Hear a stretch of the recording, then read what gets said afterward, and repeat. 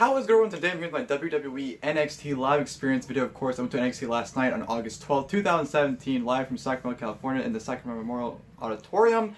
And overall, what a fucking show I went to last night. Tons of fun. It was just unreal. It was an amazing show from start to finish. I thought every match had its place. None of the matches like overran, like, oh, this went too long. Everything felt like it had its own place there, and everything was really good to great, I thought. Every match delivered in a sense, and it was an amazing show. I had a ton of fun. Possibly top 10 live event I've ever been to in my life. It was just a very, very fun show. Easily could have been a takeover and delivered to its full extent. So, yeah, great stuff. Enjoyed it a lot more than the NXT show I went to in October. That was in the same place, same venue and everything. That was a fun show, but this absolutely blew that one out of the water. So, tons of fun last night. Had a great time. Yeah, really enjoyed my time there at NXT. Of course, as these videos go, I'll pretty much be discussing everything pre-show, during the show, and then of course after the show, anything that's involving the show, of course. But yeah, the show started at 7:30. I didn't get there until about 7:10 because I had a lot of errands to run before the show started. So of course I did that. I was doing my own thing. Then of course I went to the show, which 7:10, even though it didn't start till 7:30, it's still pretty late for me because I usually like to go to the shows as soon as possible. Well, as soon as possible. I like to just be there, just knowing that I made it there and that I don't have to worry about anything. But got there around 7:10. Of course, the way the venue's set up, with the doors open, the merch stand's actually right there, right when you walk in, so that's pretty convenient. Of course, if you're like myself, I always gotta get merch when I go there, so of course I went to the merch line right away. They didn't have much stuff to choose from. They had, the NXT shirts that you can get on WWE Shop, no problem. They're selling some of the old replica titles for like $250, which isn't a bad price, but it's the old titles. Who wants the old ones? And they're still selling some Balor Club shirts, which I was surprised to see. So that was the merch line right there. But they did have two things I wanted to get.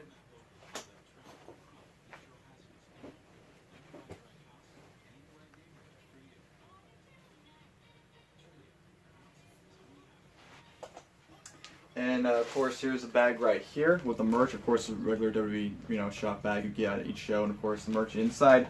The first thing is always like getting these, but they've gotten pretty lazy with it, I guess, now. And they don't really put any effort into it. But it is the match card poster. That's how it's listed, even though it's not a match card poster. It's a talent poster. Pretty much getting the big names. You got Bobby Roode, Asuka, Drew McIntyre, Ember Moon, Aleister Black, Andrade, Cien, Almas, Hideo, Itami, Authors of Pain, SAnitY, Ruby Riot, and No Hey Jose. And of course, the locations of the shows that they're going to. The first location's in July, so they've had this poster for a month now. I was there, so I wish they'd have put the match card poster like that one.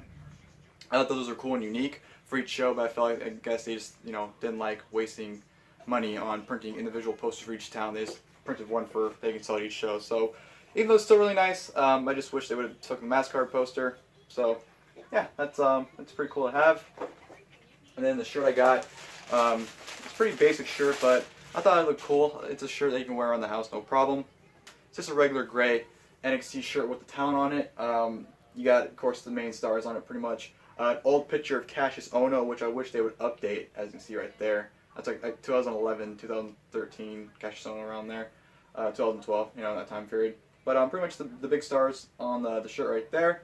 And of course, on the back it says, "We are NXT." So just a shirt that was pretty cool to have, and I think they only sell these at the live events, so that's what I want to get as well. So those are the two things I got, not too much, but I thought what I got was good. Which, by the way, that poster, $10, but if you wanted it signed, $50. $40 difference. Why don't you just buy the poster and then go to Access and get everyone sign it? Because I'm pretty sure each of those people on the poster are pretty easy to get at Access or after a show. So I thought that $40 difference was absolutely ridiculous. But got those two things. Went to my seats, which I had second row. Great seats. There's a ticket right there. Not sure well you can see it, but I was floor 8, row B, seat 3. So that was a great seat right there. Really enjoyed my view. Can't go wrong with second row. So got that. That was good. Sat and yeah, pretty much waited for the show to start, which wasn't very long, for like a 15-minute wait and whatnot. So yeah, then the show started. Of course, you had your pre-Triple H promo, which if you've been to any NXT live event, they aired the same exact one every single time, which I wish they'd updated because I've never seen this exact same video package Triple H did back at the NXT show in 2015 when we went to the Aftershock Festival. So they should really have them updated because they've probably been playing it since the very start. But they played that, then of course the intro video package rolled, and then of course the show started. Kayla Braxton, I believe her last name is. It's Kayla something. I forgot what it was. She was a ring announcer, and she's a babe, might I add. She's absolutely beautiful in person, and I thought she did a pretty good job. There were some mess ups she was doing, and some things didn't come off that crisp or smooth, her announcing. But, you know, she's improving. I guess that's why I do live events, you know, to improve your ring announcing. So she did a fairly good job hosting the show. The show opened up with No Way Jose versus Andrade Cien Almas. No Way Jose had like a 5-minute entrance because he did a kind of line around the entire area like twice, which I thought was really cool. A lot of people followed him as well. Thought that was a great entrance from him to do that and to have all those people in the kind of line with him. But that was a lot of fun. There's this one guy in a Hawaiian shirt that was just absolutely loving every second of it. I thought that was great. Andrade Cien Almas, who thinks he's in the Nation now, apparently made his entrance. Took him an hour to get in the ring because he just posed on the stage for like 5 minutes for no reason.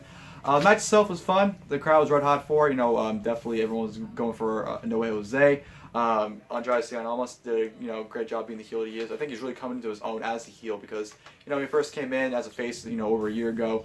I don't think people really cared for him, but I feel like him as his heel, he's definitely growing the persona more often.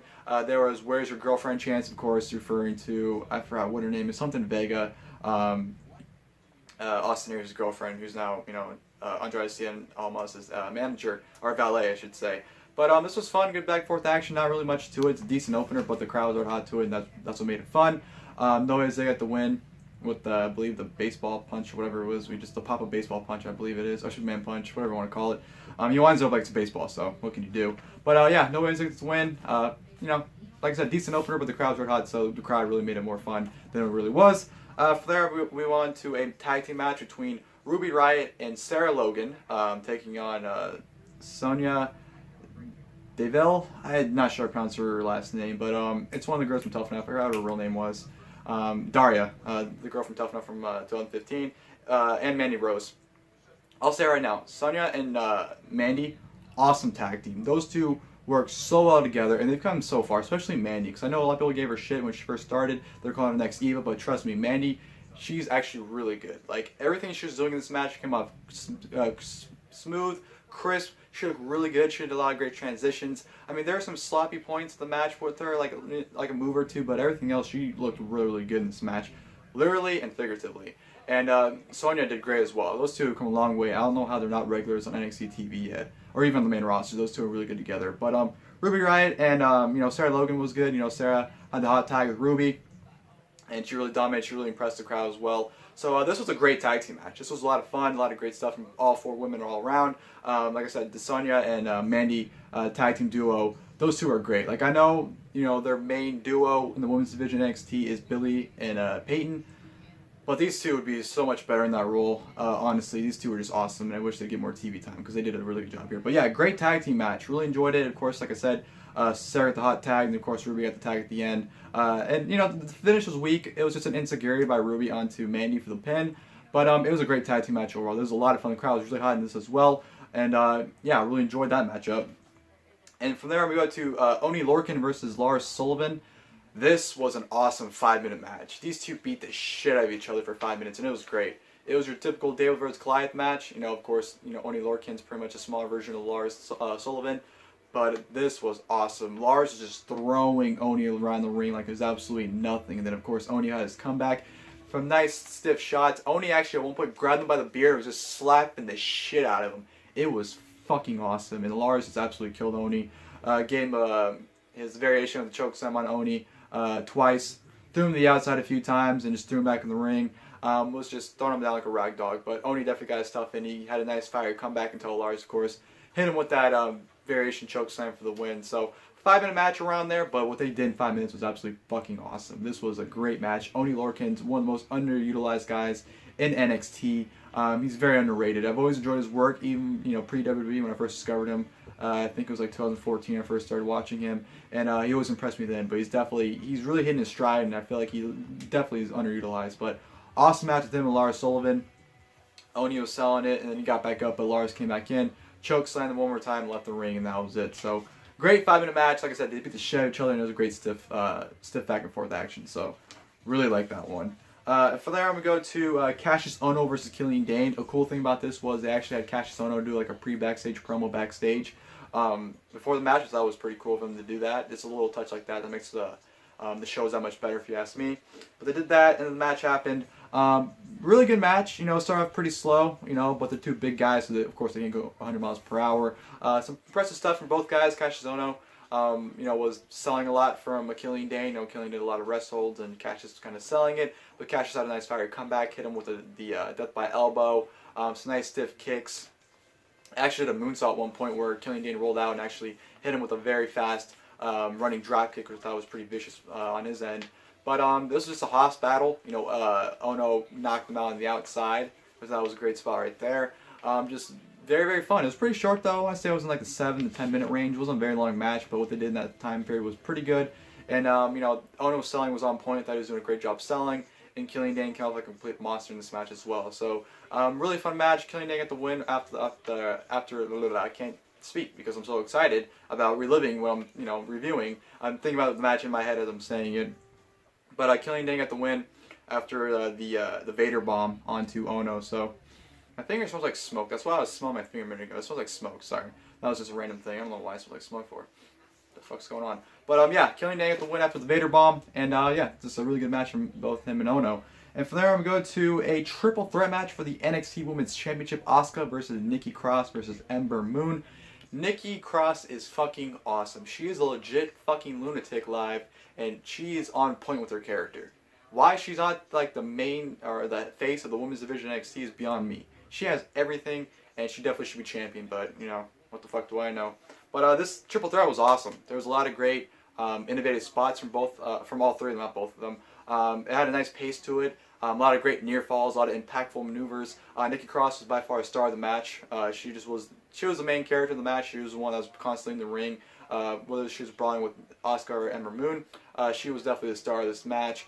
Just like a fucking lunatic, like I said. Like the very beginning of the match in the bell ring, she did one of the most beautiful running crossbodies I've ever seen in my entire life. It was absolutely beautiful on Ember Moon. And yeah, she needs to be higher up in the position where she's at right now, because she definitely should be the face of NXT. The women's division, if you ask me, she's fucking great. But Ember and Asuka had a great exchange in the match. You know, I'm looking forward to their match at Brooklyn now because of it, because I haven't really cared for the rematch, but after the exchange here, got me excited for that match again. Great spot where Nikki was trying to get back in the ring after she got knocked out. She was crawling the ropes, and of course Ember was on the ropes, and Asuka went for the hip attack, but Ember moved. She knocked Nikki Cross down, and then fucking Ember nailed Asuka with a vicious a super kick. Absolutely destroyed Asuka right there for a great near fall right there. So this was just a really good match. It got a lot of time too. It was about 20 minutes or so. This match definitely got a lot of time. The most time out of any match in the first half of the show. So great stuff, and a great ending with, you know, Ember Moon hitting the Eclipse on Nikki Cross, and of course Asuka throwing out of the ring and covering Nikki Cross for the win. So Asuka gets the win, retains the championship. Great stuff. Great back and forth action from all three women. Had a nice pace, like I said, a lot of great near falls. Of course, they hit the Tower of Doom spot, which, you know, it's not triple threat without hitting the Tower of Doom spot. So yeah, that was a really fun triple threat match. At that point, match of the night, if you ask me. And then we had intermission, which actually went on pretty long. I thought it'd be like maybe like a 10-15 minute intermission, but it was actually like 20-25 minutes. So I was very surprised how long its intermission was.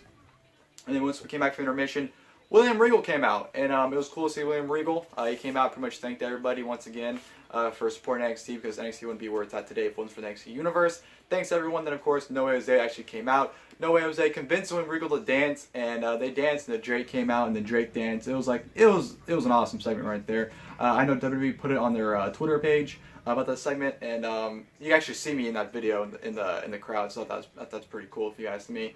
But yeah, that was definitely a fun segment there, and it was awesome to see William Regal, one of the most underrated, if not the most underrated wrestler of all time. William Regal was absolutely awesome. So it was great to see him live, and he'd actually come back and play later on in this video, so you'll see. But yeah, we come back to intermission. After the Regal promo, we go to the NXT Tag Team Championship match between the Authors of Pain and SAnitY, who's being represented by Eric Young and Alexander Wolf.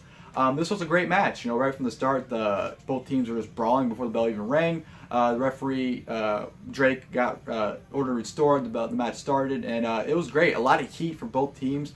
I think SAnitY was more the face here, even though at the beginning of the match, to me, it seemed like SAnitY were the heels and the Authors of Pain were kind of the face of this match. But once the match started going, progressing more, easily, no doubt, the momentum switched to SAnitY being the faces and Authors of Pain being the heels. So I thought that was, you know, definitely an interesting dynamic to do that. I don't know if that was a plan initially or just the way the match started. It came off that way that, you know, Authors of Pain were the faces. But I thought it was definitely a great way because the crowd was definitely behind SAnitY in this match. Autumn Pain, great heat on them. They definitely were beating down Eric Young a lot of this match. Then, of course, Alexander Wolf with the hot tag. One ape shit on both guys. Just a huge ball erupted where you didn't even know what was going on at one point. Everyone was just stiffing each other. Just complete, absolute madness happened in this match. It was just all over the place, and it was a lot of fun. So, great tag team title match between Autumn Pain and SAnitY. The ending was, disappointing but great. Eric Young hit a high elbow drop from the top rope onto one of the, I forgot who it was. I think it was Akam. He hit it on, and it was a great near fall.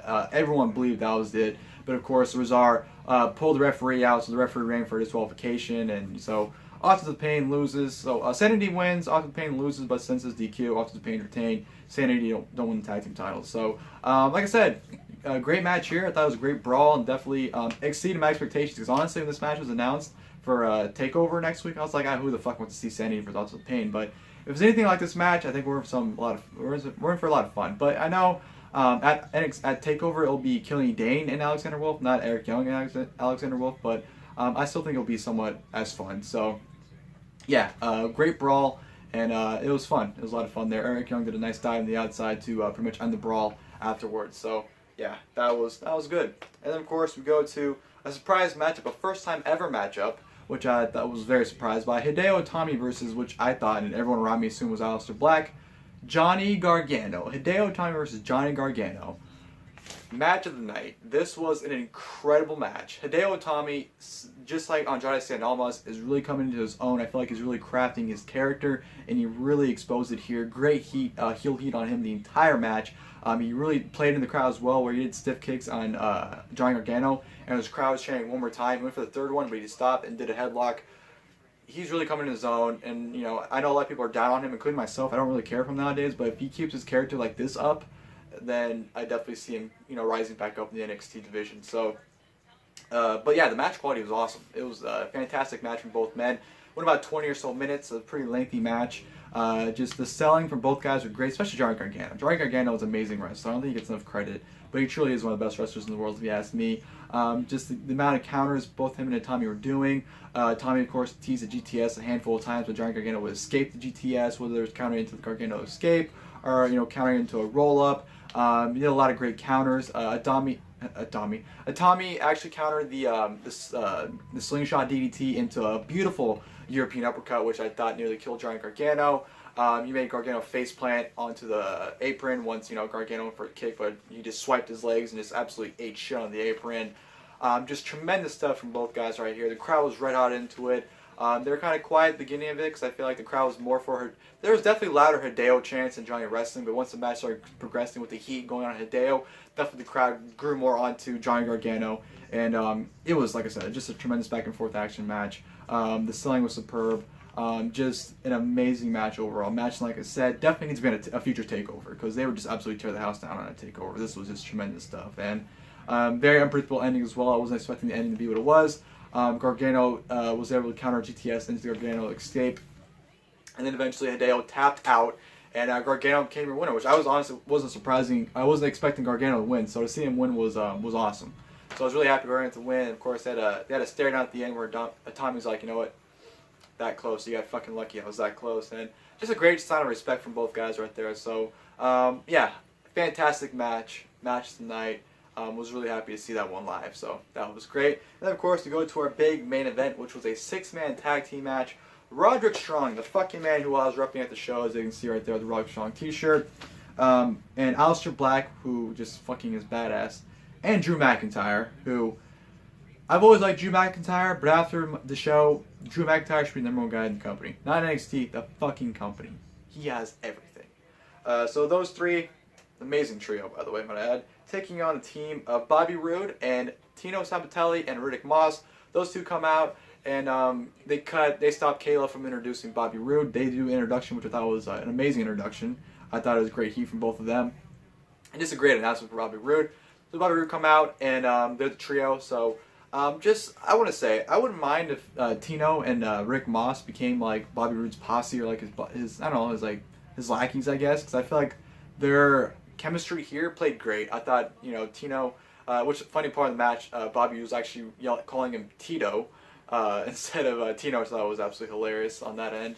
But I thought they were a great duo, a great trio, I should say. And I wouldn't mind seeing that be something in the future in NXT. I don't think it will be, but I feel like they definitely can help Riddick and Sabatelli, and Roode can help those guys. So I don't know. I feel like that'd be a good thing that they could do in the future with those three. But yeah, really fun main event here. It was all over the place. Roderick Strong, of course, started the match with Bobby Roode. Bobby Roode was trying to do the glorious thing, but Roddy just shoved him the fuck down. And then, of course, Roode tagged out to Sabatelli. So Roddy and Sabatelli went out for a while. Aleister Black tagged in. Aleister Black, Sabatelli tried to outsmart Aleister Black, but Aleister Black was faking him out and, kind of making him think he outsmarted him, but he really wasn't. Some great stuff there. McIntyre tagged in. Immediately wanted Bobby Roode. Bobby Roode wouldn't tag in. Just a lot of good back and forth action. Roddy was getting worked on a lot of the match. He tried to fight back, which had a nice fiery comeback, but got shut down by Bobby Roode once the referee wasn't paying attention. Bobby Roode was able to shut down Roddy, tagged himself in, and of course put the heat on Roddy for a while on Bobby Roode. So I thought Roddy did a tremendous job. He definitely was the MVP for his team, if you ask me. He was in the match the longest and definitely looked the best, if you ask in my opinion. Riddick and Sabatelli look pretty damn good. They've improved a lot since last time I've seen them, or at least on NXT TV I've seen them. I didn't think they're really that much of a tag team, but I feel like, again, same as Andrade and Hideo, I feel like they're really coming into their own, and they're definitely picking up some steam, and I feel like they have something there as a tag team. So hopefully they're back on NXT TV, because they definitely need more tag teams on NXT. So I feel like they're definitely a big beneficial for them to be on there. And yeah, just a very fun six-man tag. All hell went loose towards the end of it. Everyone was just seeing each other's finishers. Roddy was going apeshit, hit a running knee on one of them. McIntyre hit the Future Shock DDT on one of them. Then, of course, Bobby Roode came at the end and rolled up Drew McIntyre for the 1-2-3 victory. So Bobby Roode and Riddick Moss and Tino Sabatelli actually get the victory, which I was actually very surprised by. Aleister Black hit the triangle moonsault on the outside during that big brawl before Bobby Roode rolled up Drew McIntyre. But yeah, that was just a very, very fun six-man tag team match. Honestly, better than the six-man tag team match from last year's show. This got a lot of time too. It was like 15-20 minutes. That was like maybe like 10-12ish. So it definitely got a lot more time as well. And it was just a really fun main event. Then after the match, Drew McIntyre said, "You know what? We're not ending this like that. That was a crap finish. I can't change the finish of the match, but I can finish. I can change the finish of the show." He wants to challenge those three versus us in a Sacramento street fight. So he's challenging him to a rematch, pretty much. And they're like, "No, what? Fuck yeah, let's go." So they all run, but Bobby Roode stops right before the ring. So Sabatelli and Riddick get in the ring. They're like, "Oh shit!" And I believe it was Tino, or I forgot which one of them. One of them ate a black mass from Aleister Black, so they're fucking out. And the other one got hit with a running knee by Roddy, and followed by the Claymore kick from Drew McIntyre. So that was the finish of the show, right there. Then of course, Roddy, McIntyre, and Aleister Black went around the ring. Said hi to everyone. Aleister Black and Drew McIntyre, I want to say they spent at least another 10 minutes saying hi and just greeting everybody, taking pictures, which I didn't do that because I was in second row and I easily could have went to the front row if I wanted to, but I figured, because most shows they'll just do a quick round real quick and go, but McIntyre and Aleister Black, like I said, they took their time, at least a good solid 10 minutes, and by the time I would have had the opportunity to go up there and do that, it was already really crowded because everyone caught on to what they were doing, so I didn't really have an opportunity to do it. So it sucked that I couldn't do that, but whatever, shit happens. I can get my access session anytime, so that was really cool to do that. But yeah, the show ended probably like around 11 o'clock, around there. It was a long show, with the 20+ minute intermission. I want to say it was about 2 hours and 40 minutes, a 3-hour show around there, honestly. It was a pretty lengthy show, 8 matches, and the last half of the show got a lot of time, their matches, and of course the triple threat got a lot of time as well. So pretty damn long show, but definitely worth every penny I paid. Like I said, very fun show. I thought it was a great show, top to bottom. Then after the show doesn't end there, so I'm leaving.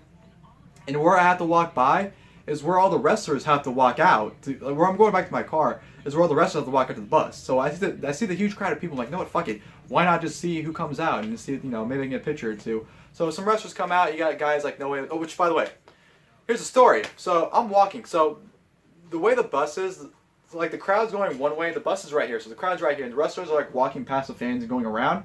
So I was going behind the fans, right? So I'm walking because I'm not really thinking anything of it because I wasn't going to stop. Originally, I was just going to walk and go to the car. But I was like, I was slowing down. So I'm like, no, I might as well stay and take, see who comes out. And as I'm walking, like as I'm stopping and slowly turning to like, kind of get with the fans, I just hear, "Move." I'm like, who the fuck just told me to move? It's fucking Akam. That big motherfucker that impatient prick told me to fucking move because he was walking. First off, none of the wrestlers walked where he walked. So, and I'm walking just in mind my own business. Like, why the fuck are you yelling at me to move when I'm minding my own business? So, Akam, fuck you, you piece of shit. I'm not gonna call him a piece of shit. I don't know him personally, but come on, you don't gotta be a dick about things. Like, I'm just walking, and of course, all the wrestlers are walking this way. Why the fuck did you walk this way for? Made no sense. The fans were walking the way the direction he walked. So, Akam told me to fucking move, and I was like, fuck you, and you can go fuck yourself, you big. He's the one I like the most. I like Rizar. Rizar is cool.